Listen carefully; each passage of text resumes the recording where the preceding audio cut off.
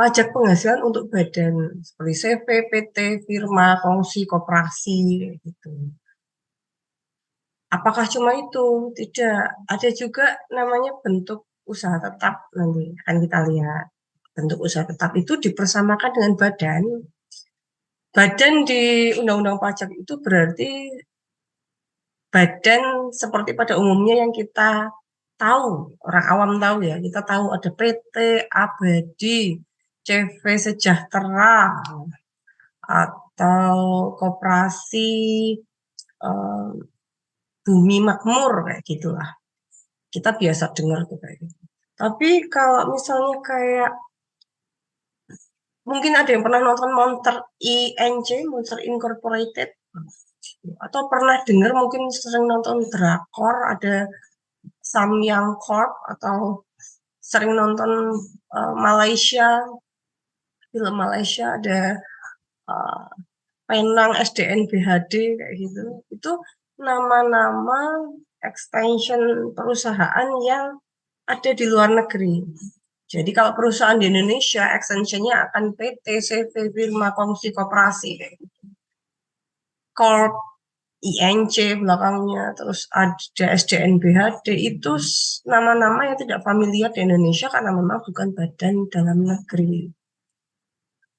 Badan dalam negeri, badan luar negeri, seperti SDN BHD, Corp, Incorporated tadi extensionnya, atau contohnya apa sih kalau di Indonesia?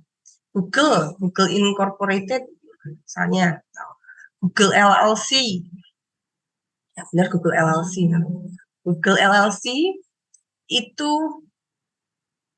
menjalankan usaha di Indonesia, tapi dia tidak mendirikan perusahaan di Indonesia, maka dia namanya bentuk usaha tetap.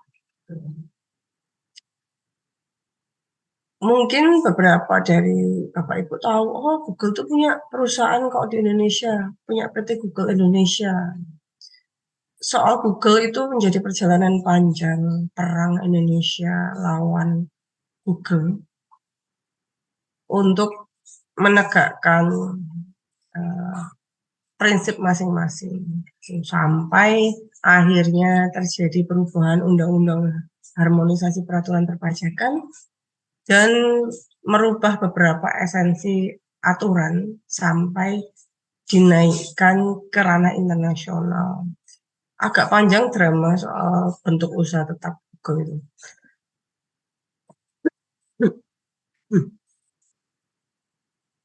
Nah, dasar hukumnya sama dengan itu cuma intermezzo aja ya. Jadi jangan wah ini pusing banget nih pajak.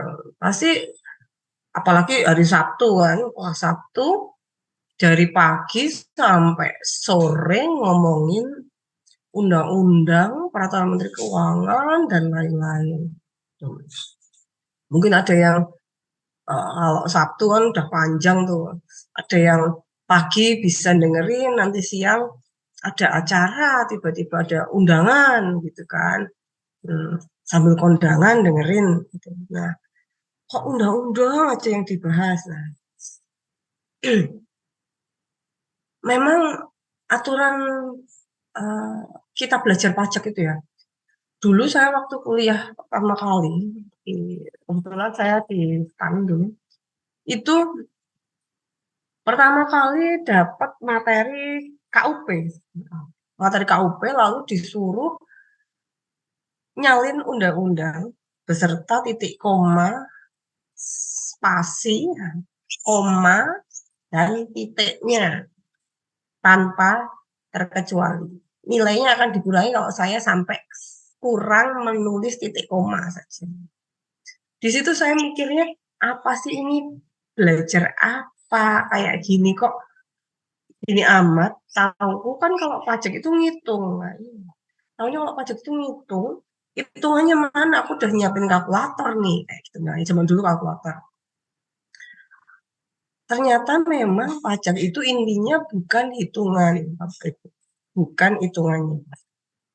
Meskipun kita pintar menghitung pajak, misalnya pintar menghitung, setahu saya cara ngitung pajak itu gini-gini. Ngitung seperti apa? kasusnya seperti apa. Karena memang kasusnya untuk satu kasus bisa berbeda dengan kasus lainnya. Tidak bisa disamakan. Misalnya kita searching di internet PPH, ngomongin PPH Potput ya. PPH 21.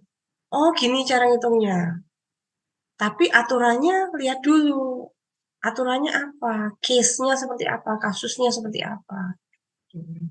Apalagi kalau di brevet ini kan kita cuma mengenalkan. Kalau saya sih prinsipnya kita kenalan dulu nih sama pajak. Jadi dianggap menyenangkan aja. Kita kenalan dulu. Jadi sampai dari pagi sampai sore ini saya akan memperkenalkan sama Bapak Ibu semua kayak apa sih pajak penghasilan badan itu seperti apa penerapannya. Yang akan saya ceritakan ini utopia. Mungkin dari antara Bapak Ibu sekalian ada yang sudah jadi konsultan pajak atau karyawan konsultan, sudah kerja selama 10 tahun di konsultan itu, atau mungkin sudah megang uh, legal perusahaan atau bagi bagian legalnya atau di bagian teksnya. Lalu ini cuma ngambil sertifikat saja. Nah itu pasti mikirnya, loh ini kok gini, yang diceritain itu belum tentu di kehidupan nyata itu seperti itu. Memang betul yang diceritakan karena keterbatasan waktu dan juga tidak ada praktek di lapangan, pastinya yang di brevet ini ceritanya utopia. Semua itu baik-baik saja, semua itu tidak akan kesulitan di lapangan gitu. Yang diceritakan itu utopia, sesuatu yang keadaan tenang-tenang saja, tidak ada kasus tertentu gitu. Jadi kalau ada yang mau tanya nanti langsung aja. Udah lumayan banyak yang masuk room, udah 41. Saya mulai ke intinya. Nah, undang-undangnya sama dengan PPH Potput dan PPH orang pribadi. Namanya juga PPH, pajak penghasilan. Jadi sama undang-undangnya. Undang-undangnya itu Undang-Undang Nomor 7 Tahun 83. Sebagaimana sudah diubah. Ubahnya itu udah berkali-kali sampai 4 kali. 4 kali ubah. Terakhir itu di Undang-Undang Nomor 7 Tahun 2021. Namanya kalau pernah dengar Undang-Undang Harmonisasi Peraturan Perpajakan atau disingkat HPP. Wah, pajak tuh senangnya nyingkat-nyingkat pakai pakai apa istilah-istilah yang mirip-mirip ya. Kalau dilihat ya ini ada HPP, Harmonisasi Peraturan Perpajakan, ini kan mirip kayak harga pokok penjualan gitu ya. Jadi memang eh, saya akui memang pajak tuh singkatannya tuh banyak yang mirip. Kayak PKP, pengusaha kena pajak. Nanti akan kita kenal PKP, penghasilan kena pajak. Tuh. Jadi PKP, pengusaha kena pajak itu di PPN. Kalau PKP, penghasilan kena pajak itu di uh, PPH.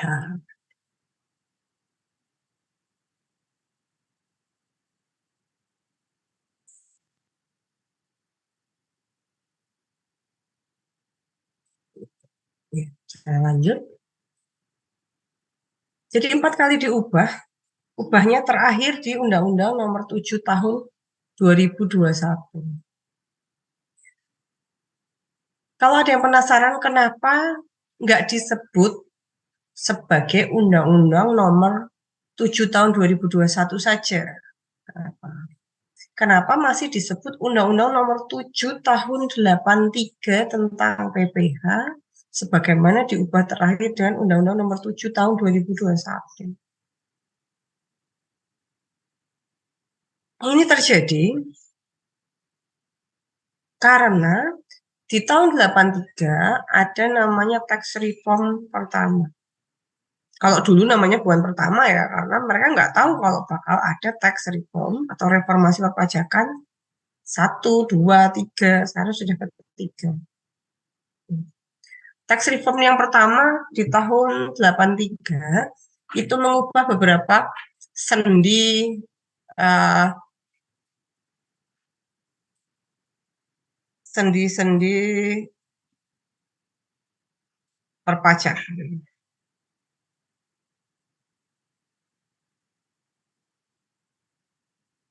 PPH itu pajak penghasilan yang tadinya itu namanya official assessment.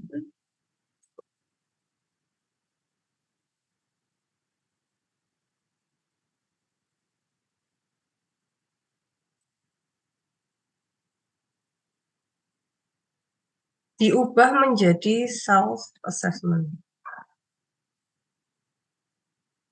berubah untuk PPH. Selain itu juga PPN juga sama. Kalau teman-teman atau Bapak Ibu perhatikan, KUP dan PPN itu juga sama. Merujuknya di Undang-Undang tahun 83 juga. Untuk PPH, merujuknya di Undang-Undang nomor 7 tahun 83 namanya. PPH sendiri ada perubahan dari official assessment, dari self assessment. Official assessment itu dulu pajak kita itu ditetapkan oleh kantor pajak. Kalau sekarang pajak kita yang melaporkan adalah kita sendiri. Yang menghitung, menyetor dan melaporkan adalah wajib pajak itu sendiri. Atau namanya self assessment. Dulu tidak seperti itu. Sebelum tahun 83 wajib pajak datang ke kantor inspeksi pajak untuk mengambil ketetapan pajak. Terus, oh ketetapan pajak, kalau sekarang kan juga ada ketetapan pajak, betul. Sekarang juga ada ketetapan pajak, tapi ketetapan pajak yang sekarang ada itu terjadi karena suatu pemeriksaan pajak.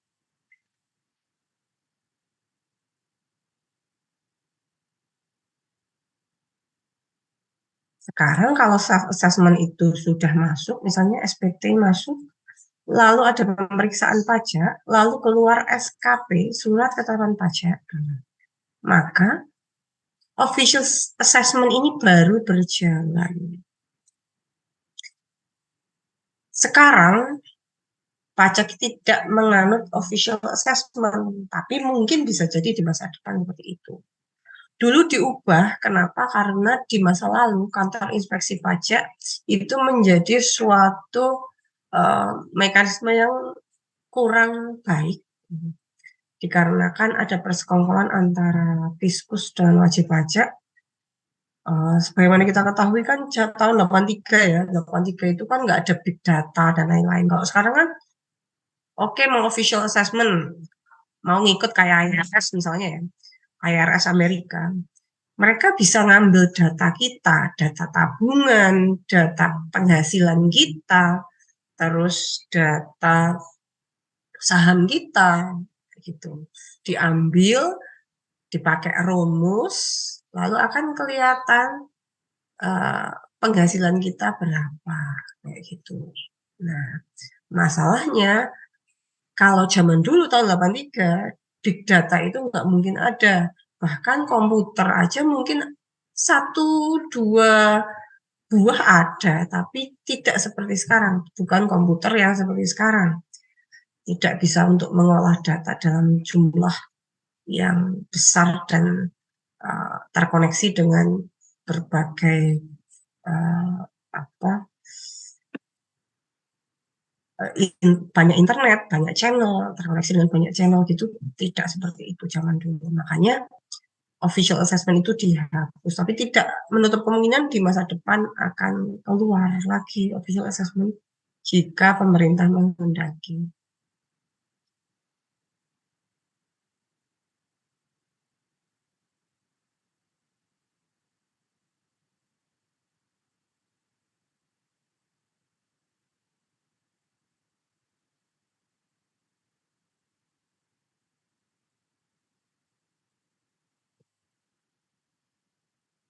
Undang-Undang Harmonisasi Peraturan Perpajakan itu tertanggal 29 Oktober 2021, tapi baru berlaku 1 Januari 2022. Saya ceritakan sekilas untuk Bapak Ibu yang latar belakangnya bukan dari hukum.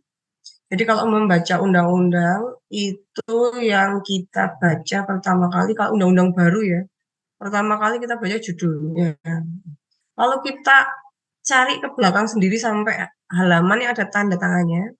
Nah, undang-undang atau peraturan Menteri Keuangan dan aturan lain. Undang-undang judulnya dulu, terus di belakang ada tanda tangan. Silahkan lihat tanggal tanda tangannya itu kapan.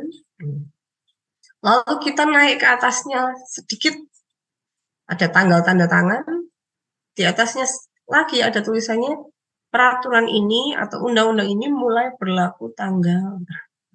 Karena bisa berbeda antara tanggal penandatanganan undang-undang atau aturan lain dengan mulai berlakunya.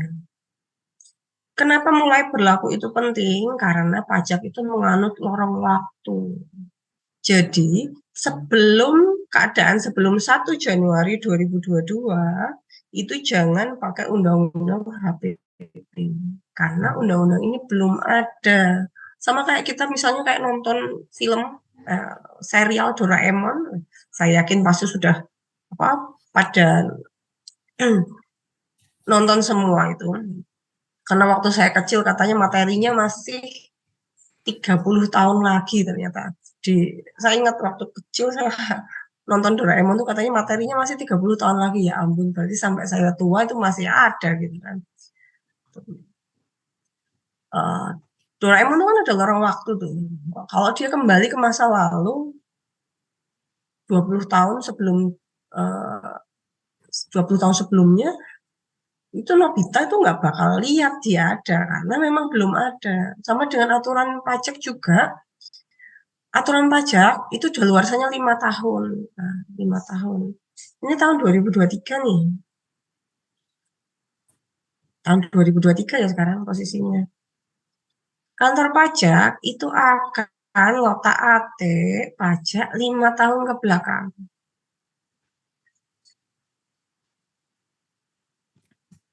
Yang 2023 ini malah tidak terlalu diperhatikan.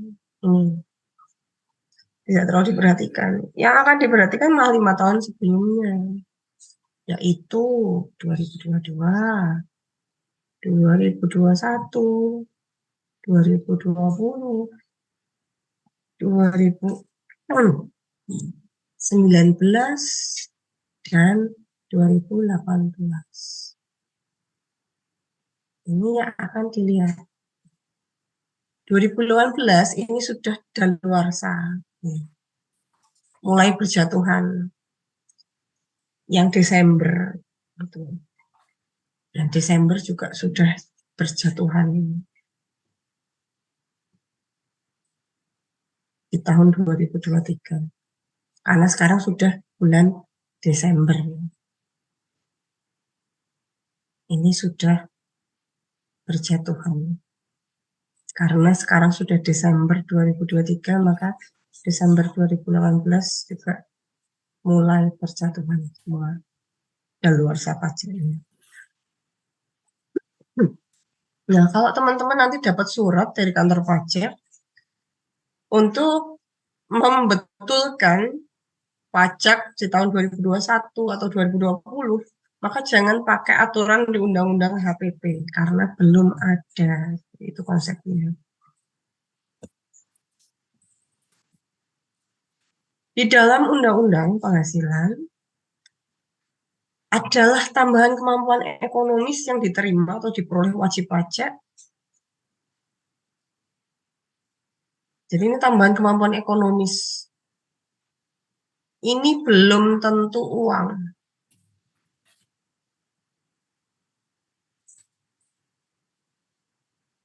Belum tentu uang. Bahkan sekarang, kalau Bapak Ibu tahu,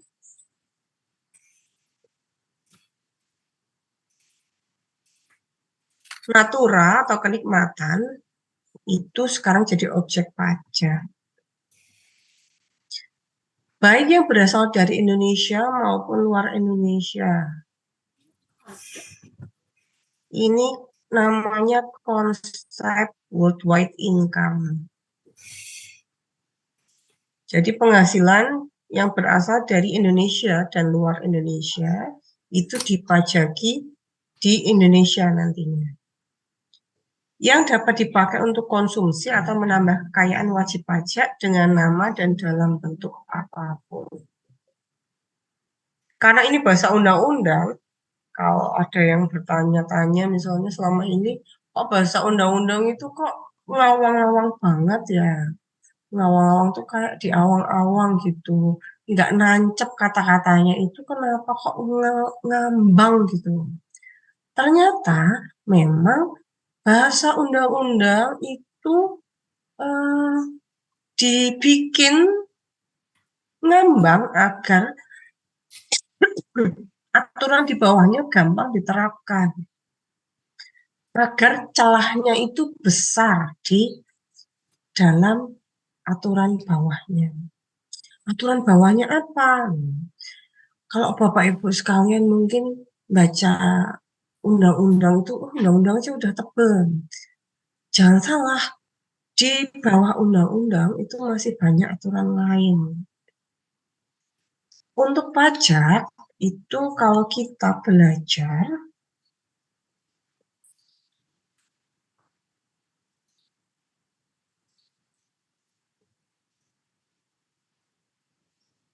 kita belajar undang-undangnya, di bawahnya undang-undang, nanti ada namanya peraturan pemerintah.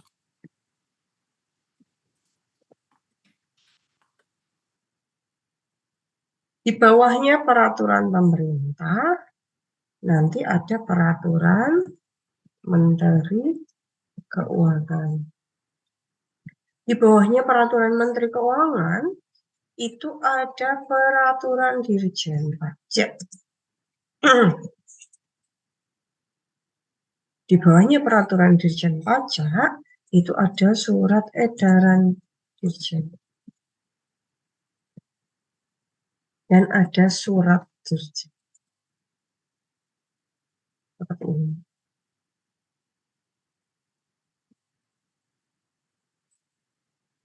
Nah,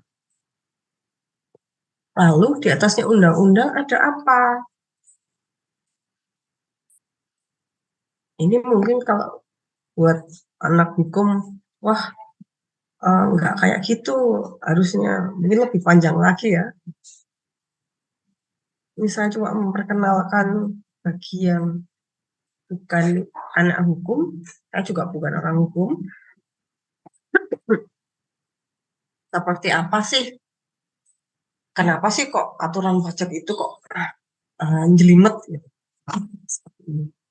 Aturan hukum itu sumbernya dari Pancasila, terus turun Undang-Undang Dasar 45. Kalau khusus untuk pajak sendiri ada undang-undang, peraturan pemerintah, peraturan Menteri Keuangan, peraturan Dirjen Pajak, surat edaran Dirjen dan surat Dirjen. Itu makin mengerucut ke suatu aturan yang khusus tersendiri. Sebagaimana kita ketahui Pancasila kan cuma 5 ya. Undang-Undang Dasar 45 juga cuma segitu doang kan, cuma sedikit. Lalu Undang-Undang Dasar 45 itu menyebar menjadi banyak undang-undang. Undang-undang sendiri, yang satu undang-undang yang lain. Untuk pajak seperti ini, kalau ada case, ada kasus, Bapak Ibu sekalian tidak bisa hanya merujuk kepada undang-undang saja. Harus merujuk kepada aturan di bawahnya. Cari sampai aturan terkecil yang bisa Anda temukan. Baru akan paham. Soalnya kadang banyak yang bertanya, ini aturannya yang mana ya? Kalau khusus seperti ini gimana ya? Kalau dibaca di undang-undang nggak bakal ketemu, karena nggak ada. Nah, ini misalnya nih peraturan Menteri Keuangan soal Natura PMK 66 2023 ada turunannya. Turunan dari mana? Turunan dari peraturan pemerintah nomor 55 tahun 2022. Peraturan pemerintahnya turunan dari mana? Dari Undang-Undang HPP. Ini memang kalau buat yang baru belajar, wah apa ini kok ruwet ya belajar pajak. Memang iya, percayalah. Tapi lama-lama kalau ditelateni dan sudah berkecimpung, pasti bisa uh, bisa dengan mudah mengikutinya.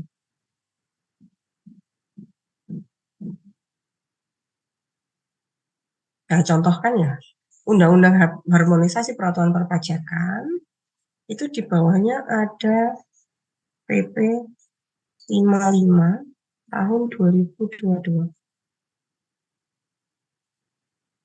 Nah, untuk Natura, khusus Natura, turunannya lagi ada Peraturan Menteri Keuangan 66 2023. Jadi ada aturan-aturan di bawahnya.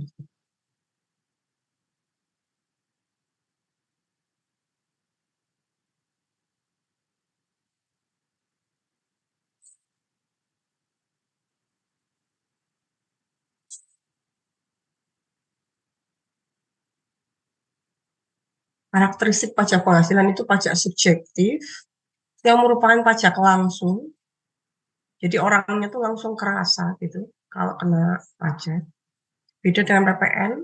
Kalau PPN kita belanja di Indomaret itu kita kadang nggak kerasa kalau kita sebenarnya bayar pajak PPN karena dipungut oleh Indomaret dan kita walaupun juga dikasih bukti pemungutannya dalam bentuk bon, tapi biasanya kita langsung nggak kita terima atau kita langsung masukkan ke tong sampah atau kita langsung masukin ke saku. Jadi akhirnya kita tidak kerasa kalau kena pajak. Tapi kalau pajak penghasilan kita akan terasa kena pajak. Lalu uh, ini adalah pajak pusat yang dipungut oleh Direktorat Jenderal Pajak.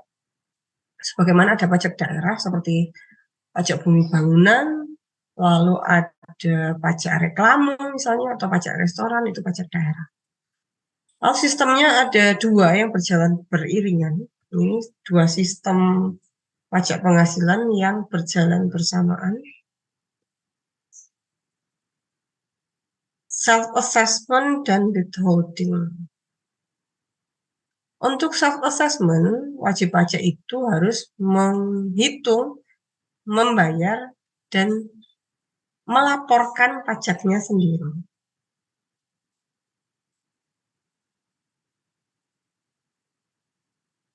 Ini sendiri.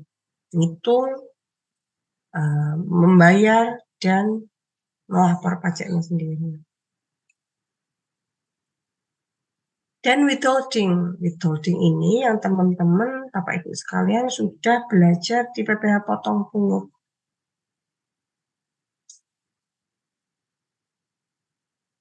Memotong pungut pajaknya orang lain.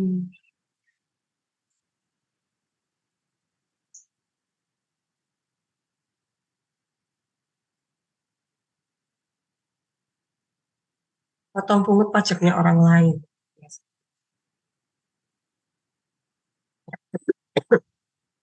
Nah, untuk PPh Badan, kita juga akan nantinya menemui cross section di mana ternyata kemarin waktu kita belajar PPh potong pungut, Bapak Ibu kan belajar cara motong pungut pajaknya orang lain. Gitu kan. PPh 21, 22, 23, 4 ayat 2. Nanti akan kita lihat bagaimana pajak yang dipotong pungut pihak lain itu kita manfaatkan sebagai kredit pajak. Khusus untuk badan beda dengan orang pribadi. Kemarin waktu belajar PPh orang pribadi nggak di itu nggak dibilangin kalau harus motong mungut pajaknya orang lain. Nah, untuk badan ini yang sering banyak miss orang tuh terlewat. Kalau Bapak Ibu sekalian berani bikin PT perorangan misalnya, PT perorangan itu PT yang isinya cuma satu orang, satu pemilik, tapi dibikin badan hukum tersendiri, PT. Sekarang kan bisa ya. Beda antara PT perorangan dengan kalau Bapak Ibu sekalian usaha dalam bentuk perorangan. Perorangan tuh ya, aku misalnya Putri. Putri punya toko kelontong. NPWP-nya atas nama Putri. Beda dengan toko kelontong tadi, saya atas namakan PT Sejahtera Selalu. Pemiliknya saya, sama PT Perorangan. Bedanya adalah yang pilihan pertama saya pakai nama saya sendiri sebagai orang pribadi, sebagai warga negara Indonesia, orang pribadi. Yang kedua saya milih bikin di akta notaris PT Perorangan. Perbedaannya, kalau saya pakai NPWP orang pribadi, maka saya nantinya kalau omsetnya belum 4,8 miliar, nggak perlu pakai pembukuan. Bisa minta pakai pencatatan saja. Untuk badan PT Perorangan, berapapun omsetnya sudah harus punya laba rugi dan neraca. Itu bedanya. Badan tidak bisa milih pencatatan saja. Badan harus pembukuan laba rugi dan neraca. Lalu, badan juga lebih ribet. Kalau saya milih pakai NPWP orang pribadi, maka saya hanya harus mikirin pajak saya sendiri, yaitu self-assessment.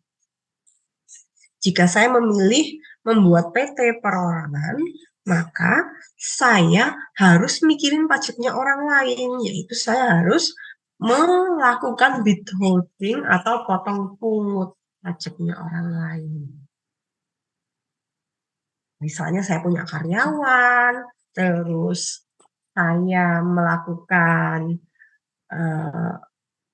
pengecatan toko, minta tolong CV lain misalnya, atau minta tolong perusahaan lain buat apa melakukan pemeliharaan bangunan toko, itu akan berbeda aspeknya. Lebih ribet kalau saya memilih membuat PT perorangan. Karena menurut pajak, kalau badan usaha itu berarti resource-nya besar. Maka kewajibannya juga besar. Tidak boleh memilih pakai pencatatan. Harus pakai pembukuan, yaitu laba rugi dan neraca. Tidak boleh cuma mikirin pajaknya sendiri. Harus mikirin pajaknya orang lain juga. Seperti itu. Tanggung jawabnya besar kalau Anda memilih membuat suatu badan usaha. Lalu sifatnya progresif, tapi khusus untuk PPh badan sekarang tarif efektifnya 22%. Jadi tidak progresif, bertingkat. Progresif itu kan semakin besar, semakin besar juga pajaknya ya. Seperti kemarin kalau di orang pribadi itu katanya Atta Halilintar sama Raffi Ahmad ya yang mengakui kalau mereka kena lapisan tarif tertinggi yang 35% itu ya. Kalau di badan dia tidak apa namanya tidak progresif seperti itu. Dulu pernah progresif 3 tingkat, tapi nanti akan kita lihat seiring berjalannya waktu dia menjadi tarif tunggal, tarifnya satu, tapi nanti akan ada namanya semacam diskon tarif karena syarat dan ketentuan berlaku. Nah, ada syarat dan ketentuan berlaku untuk dapat diskon tarifnya. Seperti ini yang akan kita pelajari. Subjek pajaknya, lalu ada objek penghasilan, dan bagaimana cara menghitung pajak penghasilan.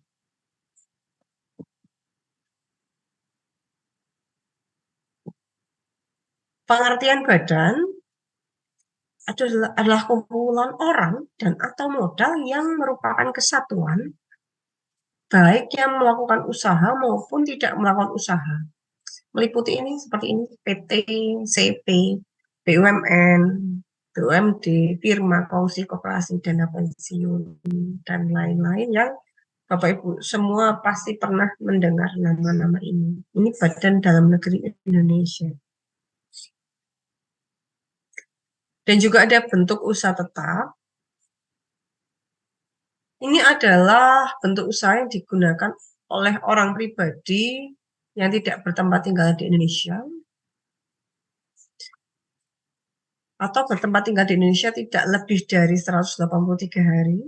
Atau kita sebut, mungkin Bapak Ibu sekalian pernah dengan SPLN, Objek Pajak Luar Negeri. Bentuk usaha tetap itu dibikin oleh orang pribadi yang merupakan SPLN atau badan yang tidak didirikan dan tidak bertempat kedudukan di Indonesia. Ini SPLN, subjek pajak luar negeri, baik orang pribadi maupun badan yang tidak bertempat kedudukan di Indonesia untuk menjalankan usaha atau kegiatan di Indonesia. Contohnya seperti kantor perwakilan dagang, ruang pamer, gudang, agen yang tidak berkedudukan bebas.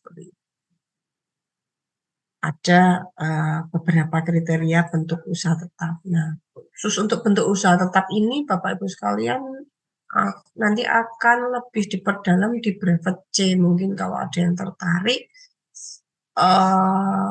mempelajari pajak internasional, bisa ikut brevet C.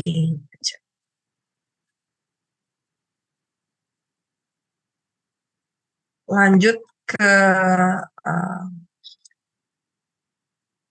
bentuk usaha tetap sudah. Ada pertanyaan untuk bentuk usaha tetap? Saya cuma sekilas saja, soalnya ini akan lebih diperdalam lagi nanti di brevet C soal bentuk usaha tetap. Bedanya badan dalam negeri yang ini, PT, perseroan komanditer, kongsi koperasi, dana pensiun, dengan bentuk usaha tetap ini, bedanya untuk pemajakannya dianggap sama sih, badan. Tapi perbedaannya namanya juga kalau BUT ini kan orang luar ya yang punya. Dianggapnya kayak anak tiri sama Indonesia. Jadi kena pajaknya nanti lebih besar. Jadi nanti dia akan 2 kali kena pajak, yaitu atas laba usahanya dan juga atas penghasilannya. Kalau Bapak Ibu pernah atau ingat ada PPh 26, nanti BUT ini selain kena PPh badan, juga nantinya akan kena PPh pasal 26 ayat 4, 20%.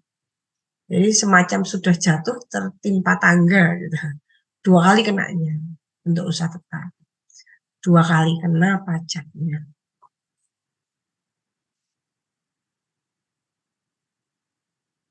Lalu kalau dibilang tadi definisinya, balik lagi ke sini. Definisi badan di sini kumpulan orang dan atau modal yang merupakan kesatuan, baik yang melakukan usaha maupun tidak melakukan usaha. Jadi seakan-akan apa aja masuk dong, apa aja merupakan suatu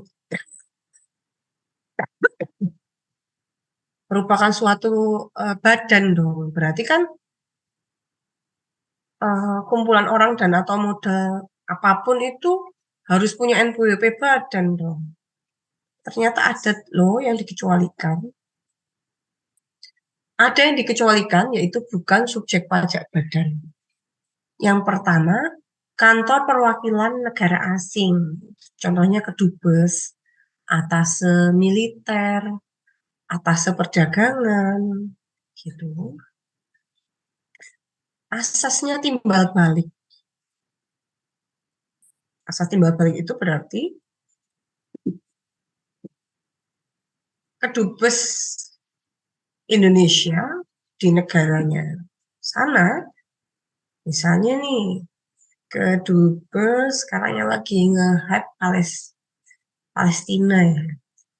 Kedubes Palestina di Indonesia, dia dianggap bukan subjek pajak badan, jadi nggak perlu daftar NPWP badan, walaupun dia kumpulan orang di situ.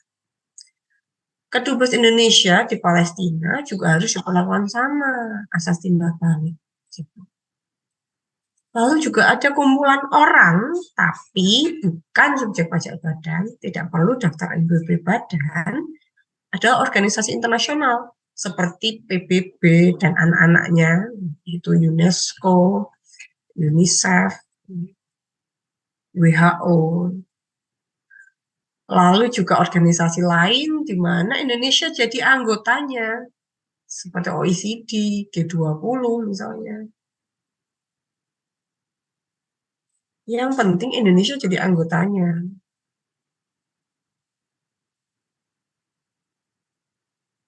Maka tidak perlu daftar NPWP badan.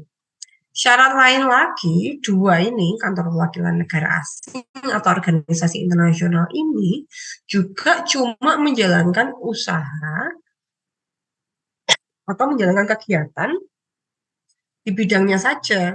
Jadi kalau kedubes Amerika ya cuma menjalankan kegiatan sebagai kedutaan besar. Jangan tiba-tiba dia bikin supermarket di depan kedubesnya, itu beda lagi ceritanya. Itu jadi NPWP badan nanti karena dia bikin usaha lain. Kalau dia cuma menjalankan kegiatan atau menjalankan tugas negara sebagai kantor perwakilan, maka tidak perlu punya NPWP. Lalu ada lagi kumpulan orang, tapi bukan subjek pajak badan, yaitu badan pemerintah yang memenuhi kriteria tertentu. Ini kalau saya boleh izin memperkenalkan, ini bahasa undang-undang. Membacanya butuh suatu pemahaman cara membaca undang-undang. Ini disadur dari undang-undangnya. Nah, undang-undangnya berkata seperti ini.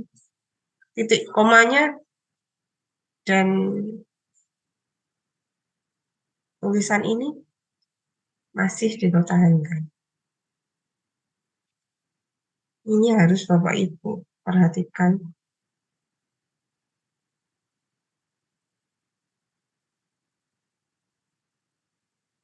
Badan pemerintah yang memenuhi kriteria tertentu, pembentukannya berdasarkan ketentuan perundang-undangan, titik koma. Pembiayaannya bersumber dari APBN, APBD, titik koma. Berarti apa? Masih berlanjut. Penerimaannya dimasukkan dalam anggaran pemerintah pusat atau pemerintah daerah, titik koma. Nah, ini penentuannya. Ini penentunya. Dan kenapa ini penentu? Karena di antara titik koma ini kita menanti intinya apa sih? Ini masih kayak orang pendekatan nih, PDKT nih, PDKT. Titik koma. Oke, masih lanjut, titik koma. Berarti masih ada lanjutannya nih. titik koma. Dan, nah, ini lanjutannya. Kalau dan, berarti ini akumulasi dari atas sampai kita ketemu titik. Itu merupakan satu kesatuan yang tidak boleh dipisahkan.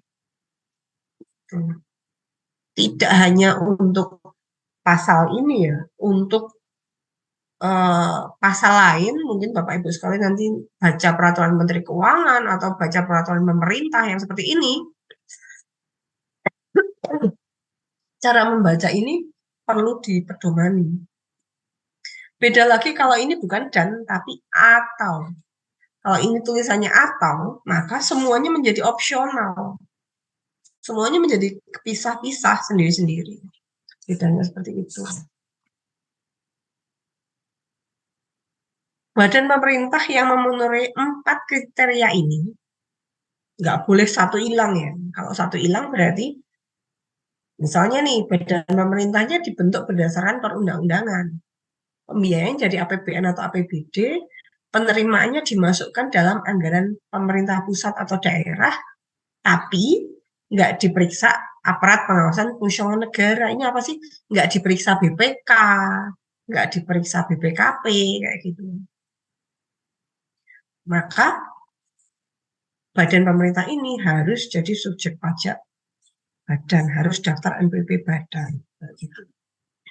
Jadi ini akumulatif.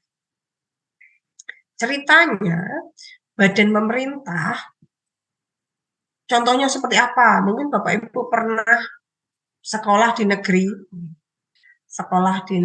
di SMA, SMP negeri gitu, atau SD negeri, atau pernah datang ke Disduk Capil untuk ngurus KTP misalnya, atau ke kecamatan kayak gitu, atau ke kantor pajak, atau ke kantor Samsat. Nah, itu badan-badan pemerintah yang memenuhi 4 kriteria tadi.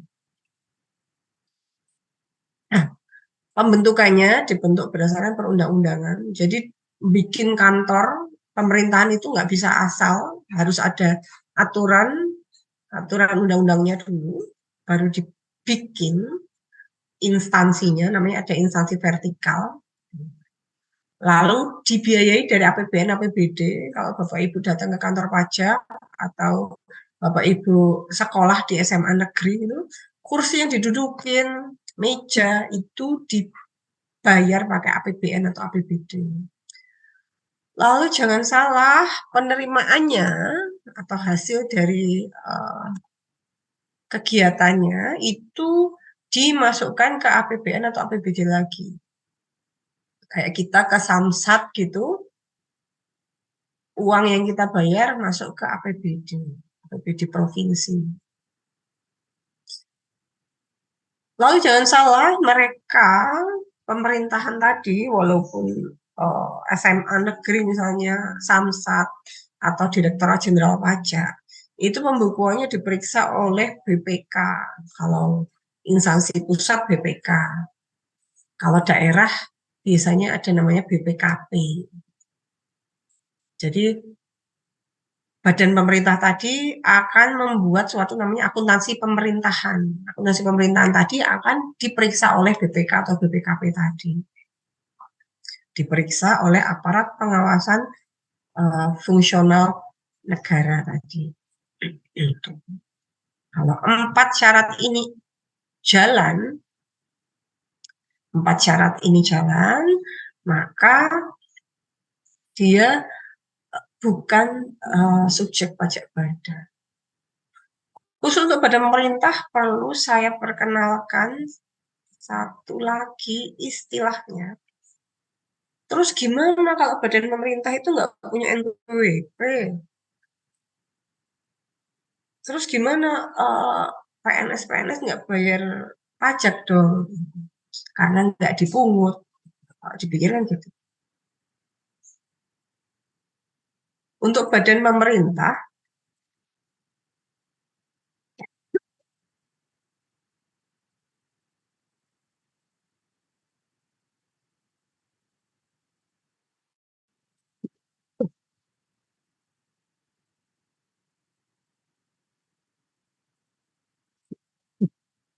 kita akan kenal namanya bendaharawan.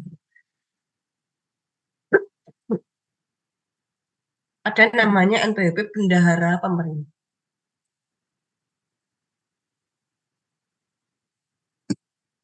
Jadi di samping ada NPWP orang pribadi, di samping ada NPWP badan, ada juga namanya NPWP Bendaharawan Pemerintah. Seperti itu ceritanya.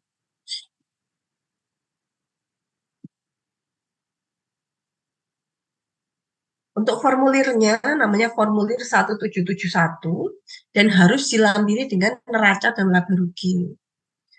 Untuk Bapak Ibu yang belum tahu, neraca dan laba rugi itu apa? Neraca dan laba rugi itu terjadi karena suatu proses pencatatan transaksi secara teratur dan berulang yang akan menghasilkan laporan keuangan di akhir tahun. Ada namanya laba rugi, neraca, laporan perubahan modal, laporan arus kas, dan lain-lain. Tapi yang diminta oleh pajak hanya dua, yaitu neraca. Ini sampai sekarang masih pakai kata neraca ya. Atau sekarang namanya, kalau di akuntansi namanya laporan posisi keuangan. Laporan posisi keuangan. Kenapa dulu disebut neraca? Karena harus seimbang kalau dulu. Neraca itu kan timbangan, harus seimbang. Kenapa sekarang disebut laporan posisi keuangan, bukan neraca? Konon katanya karena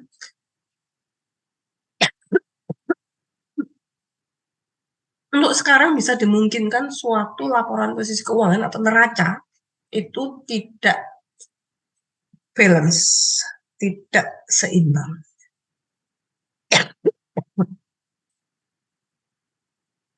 Itulah alasannya kenapa berubah istilah.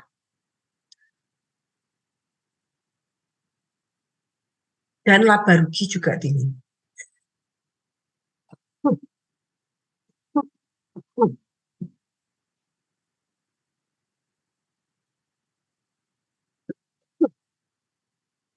Hmm.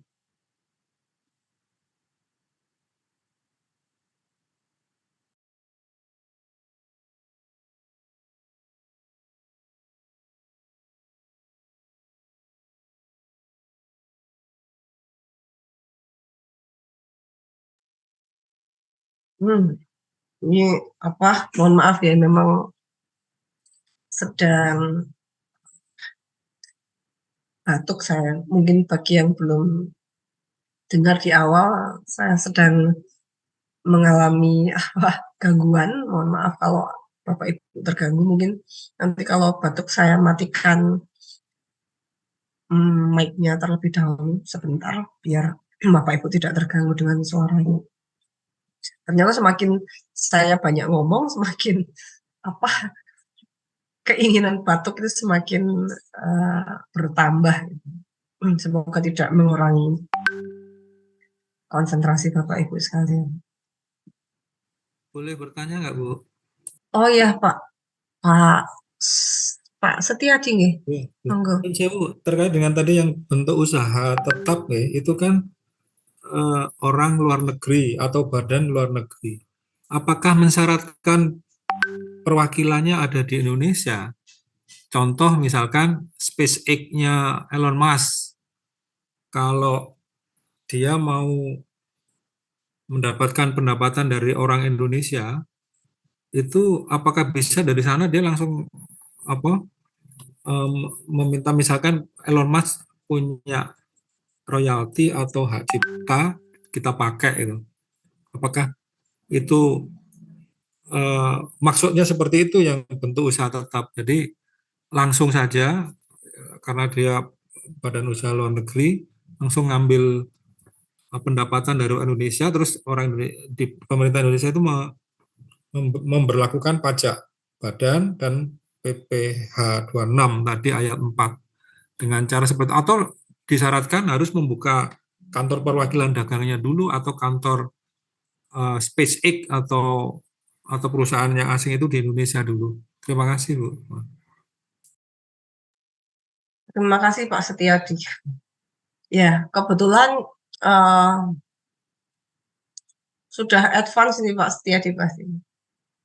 Saya kalau Pacu ngajar aja BEM, dengan apa tadi di presentasinya kan seperti itu. oh ya, Untuk memastikan aja, Mas. ya siap Pak. Kebetulan saya kalau ngajar itu saya ngeluarinnya dikit-dikit, karena semakin saya ngeluarin banyak langsung pada, apaan nih? Biasanya kalau di apa, kelas offline ya, kelihatan muka-mukanya ada yang, "Apa ini?" Semakin kalau namanya orang orang bahasa Inggris, bahasa kerennya fed up ya dengerin saya. Jadi gini, soal BUT ini polemiknya lumayan besar, tapi karena pajak itu kan ada undang-undang kerahasiaan ya Pak Setiadi. Jadi kasus yang ada di pajak itu tidak pernah terblow up secara besar-besaran di media. Hanya kalau kita mau mencarinya dan telaten baru bisa. Nah, betul Pak Setiadi, kritis sekali pemikirannya. Kalau misalnya kayak Twitter, misalnya kayak Google gitu, Google AdSense, itu emang ada kantor perwakilannya. Oke lah misalnya Google punya kantor perwakilan di Indonesia. Gimana kalau nggak punya kantor perwakilan? Nah, polemiknya itu masih berjalan sampai sekarang sebetulnya Pak Setiadi. Karena transaksi lintas batas negara dan transaksi yang tidak seperti zaman dulu. Zaman dulu orang dagang harus buka lapak. Zaman dulu orang dagang itu harus kelihatan wujudnya, kita bawa pulang barang. Zaman sekarang, kita nonton Netflix misalnya, atau AdSense, atau lain-lain, sesuatu yang tidak berwujud. Seperti itu. Kalau sekarang Apakah mungkin yang anu tuh TikTok Shop itu Bu ya yang lagi rame ya. ya, ya seperti itu Pak. TikTok Shop itu, kalau itu lebih polemik lagi Pak. Pertama dia izinnya ke Indonesia itu tidak sebagai marketplace sebenarnya yang bisa diserang. Tapi emang momentumnya aneh sih. Masa sih fenomenanya udah lama terjadi, pasarnya sudah jadi, banyak orang Indonesia yang diuntungkan juga. Kalau dari awal, maksudnya pasarnya belum jadi, oke, nggak banyak yang merasa kehilangan sekali. Kalau sekarang teman saya tahu sendiri teman saya itu jualan bakpia, laku banyak jadi ya sekarang kasihan sih. Seperti itu tuh uh, kejadian. Nah, untuk dulu aturannya BUT, bentuk usaha tetap, itu harus ada namanya bahasa kerennya permanent establishment atau suatu bentuk permanen di sini di Indonesia. Harus ada kantor perwakilan dagang, gudang atau semacamnya. Atau ada bentuk fisiknya di Indonesia baru bisa bikin bentuk usaha tetap. Nah, setelah kasus Google di Indonesia itu memang sekarang jadi bergeser. Kasus Google itu nggak cuma di Indonesia, ternyata dia sampai di seluruh dunia, dia itu melakukan penghindaran, sorry, semacam penggelapan pajak. Jadi dia nggak mau membayar pajak di seluruh dunia. Sengaja diputar-putar sampai ke Bermuda, alirannya Bermuda apa? Ya Bermuda beneran ya. Sampai ke Bermuda, sampai ke Inggris, sampai ke nantinya ke Irlandia, sampai ke Belanda, wah diputar-putar nggak karuan gitu. Gimana caranya Google itu tidak membayar pajak? Dia berlindung dari permanent establishment, aturan bahwa harus ada permanent establishment. Dan Google merasa bahwa kami nganu kok nggak perlu punya permanent establishment, kan nggak ada yang diperdagangkan. Nah,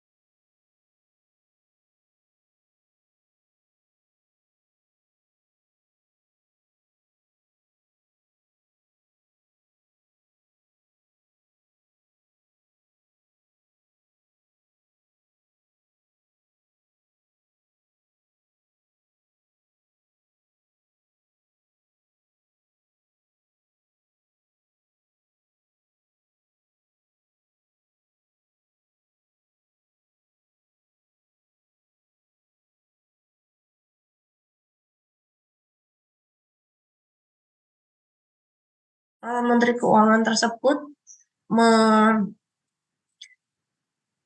menyebutkan bahwa tidak perlu ada permanent establishment atau tidak perlu ada suatu bentuk gudang atau kantor perwakilan dagang